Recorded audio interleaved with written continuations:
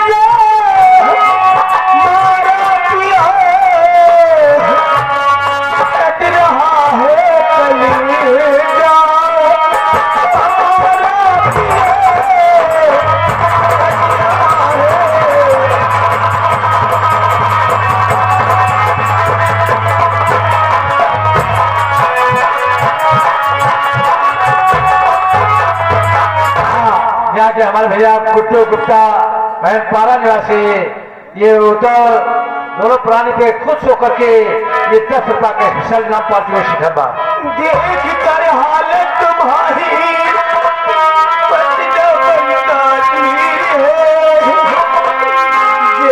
जी दुश्मन बने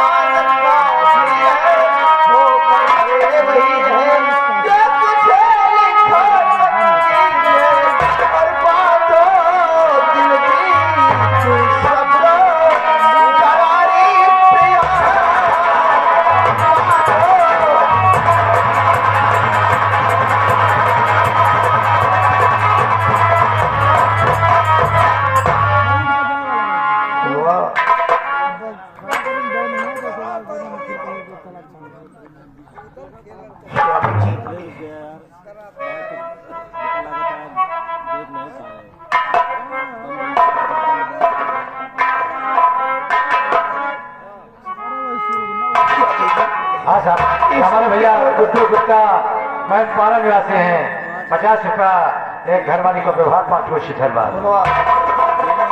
जाते वक्त एक आखिरी नसीहत कि सासू की सेवा पालना निज धर्म को अपने जीते जी न करना अनुचित कर्म को और आखिरी ये नसीहत हमारी प्रिया